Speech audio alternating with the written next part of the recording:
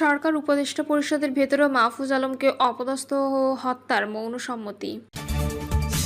ডাকসুতে ভরাডুবি নিয়ে হতাশা প্রকাশ এনসিপি নেতাদের। স্ত্রীর ছেলেসহ বিএনপি নেতার অত্যাচারে অতিষ্ঠ এলাকাবাসী। এবং সর্বশেষ জানাবো, লেজুর ভিত্তিক ছাত্র শিক্ষক রাজনীতির মাশুল দিচ্ছে দেশ, বলছেন বদিউল আলম। শুনছিলেন সংবাদ শিরোনাম, এবারে বিস্তারিত। সরকার উপদেষ্টা পরিষদের ভেতরেও মাহফুজ আলমকে অপদস্থ ও হত্যার মৌন সম্মতি।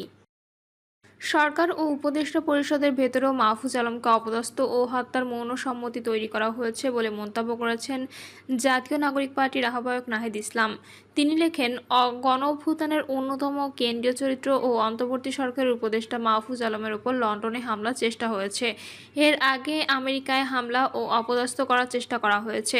বারবার মাহফুজ আলমের উপর আওয়ামী ফ্যাসিস্টদের হামলা, কারণ মাহফুজ আলমই টার্গেট। পরবর্তী ধাপে আমরা প্রত্যেকেই টার্গেট হব। আমরা জানি আমাদের জন্য কি অপেক্ষা করে আছে। গোপালগঞ্জে ফ্যাসিস্টদের নৃশংসতা আমরা দেখে আসছি। তিনি আরও লেখেন, মাহফুজ আলমের ওপর হামলার মৌন সম্মতি যারা তৈরি করছে তারাও ভুগবে। ফ্যাসিবাদ বিভাজনের রাজনীতি করে। মাহফুজ আলম অভ্যুত্থানের পরে অন্তর্ভুক্তি এবং দায় ও দরদের রাজনীতির কথা বলছে, কিন্তু বাংলাদেশ সেই পথে হাঁটেনি। আমরা দেখতে পেয়েছি ফ্যাসিবাদ বিরোধিতার নাম করে প্রতিক্রিয়াশীল ও প্রতিশোধের রাজনীতি শুরু করছে বিভিন্ন গ্রুপ, যা অবশ্যম্ভাবীভাবে ফ্যাসিবাদকে ফিরায় আনবে। সময় প্রমাণ করবে মাহফুজ আলমই সঠিক ছিল, যদি ততদিন উনি বেঁচে থাকার সুযোগ পান।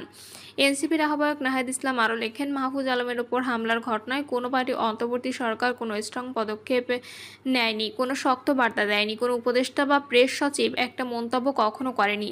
সরকার উপদেষ্টা পরিষদের ভেতরেও মাহফুজ আলমকে অপদস্থ ও হত্যার মৌন সম্মতি তৈরি করা হয়েছে। এই সরকার ও উপদেষ্টাগণ মাহফুজদের যথেচ্ছা ব্যবহার করে এখন মৃত্যুর মুখে ঠেলে দিচ্ছে। আমরা এগুলো মনে রাখছি। রাজনৈতিকভাবে এর জবাব দেওয়া হবে। ডাকসুতে ভরাডুবি নিয়ে হতাশা প্রকাশ এনসিপি নেতাদের। ঢাকা বিশ্ববিদ্যালয় কেন্দ্রীয় ছাত্র সংসদ নির্বাচনে জাতীয় নাগরিক পার্টি ছাত্র সংগঠন সমর্থিত প্যানেলের ভরাডুবি নিয়ে হতাশা প্রকাশ করেছে কেন্দ্রীয় নেতারা। শুক্রবার রাত 8টা থেকে শুরু করে মধ্যরাত পর্যন্ত এনসিপি নির্বাহী কাউন্সিলের সভা অনুষ্ঠিত হয়। সেখানে ডাকসু নির্বাচনে এমন পরাজয়ে হতাশা প্রকাশ করেন নেতারা, তবে ভুল সূত্রে এগিয়ে যাওয়ার দিকে মনোযোগ দিতে বলেন তারা। সভায় দলের আহ্বায়ক নাহিদ ইসলাম, সদস্য সচিব আক্তার হোসেন, জ্যেষ্ঠ যুগ্ম আহ্বায়ক আরিফুল ইসলাম আদিব সহ আরও অনেকে উপস্থিত ছিলেন। রাজধানীর বাংলা মোটরের রূপায়ণ টাওয়ারের অস্থায়ী প্রধান কার্যালয়ে সভার এজেন্ডা ছিল জুলাই সনদ বাস্তবায়নের পদ্ধতি নিয়ে আলোচনা এবং গণপরিষদ নির্বাচনের মাধ্যমে নতুন সংবিধান প্রণয়নের দাবি। তবে ঘুরে ফিরে ডাকসু নির্বাচন পরাজয়ের প্রসঙ্গ আসে। কেন্দ্রীয় সংসদে একজনে জিততে না পারার পেছনে বিভিন্ন কারণ তুলে ধরেন নেতারা। বৈঠক সূত্র জানায়, ঢাকা বিশ্ববিদ্যালয় কেন্দ্রীয় ছাত্র সংসদ নির্বাচনে দলের সমর্থিত প্যানেলের পরাজয়ের বিষয়টি আলোচনা করা হয়। গণঅভ্যুত্থানের পরে প্রথম নির্বাচনেই এমন ভরাডুবি নেতাদের ভাবাচ্ছে বলেও অনেকেই সভা বলেন। বৈঠকে 2-4 বছরের দীর্ঘমেয়াদী পরিকল্পনা নিয়ে গণপরিষদের দাবি নিয়ে আলোচনা হয়েছে বলে সূত্র জানিয়েছে। স্ত্রীর ছেলে সহ বিএনপি নেতার অত্যাচারে অতিষ্ঠ এলাকাবাসী। লক্ষ্মীপুরের রায়পুরে পৌরসভার 7 নম্বর ওয়ার্ড দক্ষিণ কেরুয়া গ্রামের বিএনপি নেতা মাসুদ রানা দম্পতির অত্যাচারে অতিষ্ঠ গ্রামবাসী। বিএনপির নাম ভাঙিয়ে মাসুদ সহ তার স্ত্রী ও ছেলের একের পর এক বেপরোয়া চাঁদাবাজি, হয়রানি, ভয়ভীতি দেখানো ও মারধরের ঘটনা ঘটিয়েছে বলে ভুক্তভোগীরা অভিযোগ করেন। বিকালে 7 নম্বর ওয়ার্ডের যুব বিষয়ক সম্পাদক মাসুদ রানা সহ তার স্ত্রী কুসুম আক্তার, পৌর মহিলা দলের সহসভাপতি ও ছেলে যুব দলের সদস্য আকাশের বিরুদ্ধে মানববন্ধন করেছেন ভুক্তভোগী, তাদের স্বজন ও প্রায় শতাধিক এলাকাবাসী। ওই বিএনপি নেতা মাসুদ সহ তার স্ত্রী ও ছেলেকে গ্রেপ্তার সহ শাস্তির দাবিতে সম্প্রতি উপজেলা নির্বাহী অফিসার, সহকারী পুলিশ সুপার ও থানা পুলিশের ওসির কাছে গণস্বাক্ষরে অভিযোগ করে এলাকাবাসী। দক্ষিণ কেরোয়া গ্রামের ভুক্তভোগীদের লিখিত অভিযোগে জানা যায়, রায়পুর পৌরসভার 7 নম্বর ওয়ার্ড বিএনপি যুব বিষয়ক সম্পাদক মাসুদ রানা একজন চাঁদাবাজ, জমি দখলকারী, মাদক কারবারি ও দুশ্চরিত্র লোক। এসব অপরাধের জন্য কয়েকবার কারাভোগ করেন। সে দলের পরিচয় দিয়ে তুচ্ছ ঘটনাকে কেন্দ্র করে একই বাড়ির সম্ভ্রান্ত পরিবারের সদস্য ও এলাকাবাসীকে মিথ্যা মামলা দিয়ে হয়রানি করে। স্ত্রীর দ্বারা অতিষ্ঠ বাড়ি ও গ্রামের মানুষ। আরও জানা যায়, 2012 সালে 12 ডিসেম্বর মাসুদ রানা সহ তার স্ত্রী ও ছেলে আকাশের বিরুদ্ধে একই এলাকায় দিনমজুর মনোহরকে মারধর করার মামলা করেন থানায়। 2017 সালের 25 ডিসেম্বর নানা অভিযোগে অভিযুক্ত মাসুদ ও তার স্ত্রীর বিচারের দাবিতে মনোয়ারার পক্ষে 17 জন গ্রামবাসী সহকারী পুলিশ সুপারের কাছেও বিচার দাবি করেছিলেন। 2024 সালের 10 আগস্ট মাসুদ রানার বিরুদ্ধে রায়পুর শহরের ট্রাফিক মোড়ে বাবুল বণিকের দোকানের সামনে সামনের অংশ জোরপূর্বক ফলের দোকান বসিয়ে দখলের অভিযোগ করা হয় সেনা ক্যাম্পে। চলতি বছরের 31শে জুলাই তুচ্ছ ঘটনাকে কেন্দ্র করে জলিল মিয়ার বাড়ির মাহবুবের রশিদ মুক্তারের পরিবারের উপর সশস্ত্র হামলা করে মাসুদ সহ তার পরিবার ও লোকজন। আহত মুক্তার বাদী হয়ে মাসুদ সহ 3 জনকে আসামি করে থানায় লিখিত অভিযোগ করেন।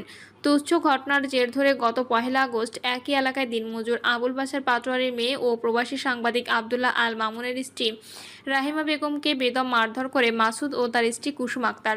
এ ঘটনায় থানায় মামলা হলে তারা 14 আগস্ট জামিনে এসে হত্যাসহ বিভিন্ন ক্ষতি করার হুমকি দেওয়ায় থানায় সাধারণ ডায়েরি হয়।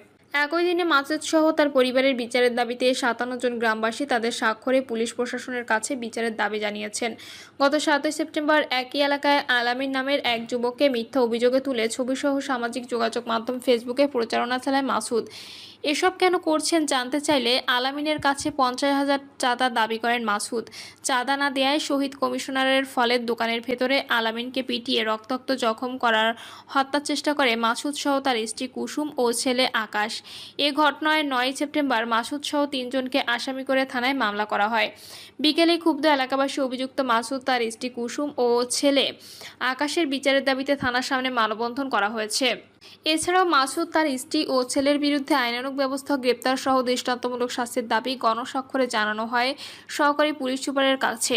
এর আগেই ভুক্তভোগীরা ও গ্রামবাসীরা থানার সামনে বিক্ষোভ করেছেন। পৌরসভা দক্ষিণ কেরোয়া গ্রামের 7 নম্বর ওয়ার্ডের বাসিন্দা মাহবুবের রশিদ মুক্তার বলেন, বিএনপি নেতা মাসুদ ও তার স্ত্রী বিএনপি নেত্রী কুসুম আক্তারের অত্যাচারে আব্দুল জলিল মিয়ার বাড়ি ও এলাকায় মানুষ অতিষ্ঠ। গ্রামের নিরীহ মানুষকে তুচ্ছ ঘটনায় মারধর ও মিথ্যা মামলার ভয়ভীতি দেখিয়ে চাঁদা না দিলে পুলিশ দিয়ে হয়রানি করে।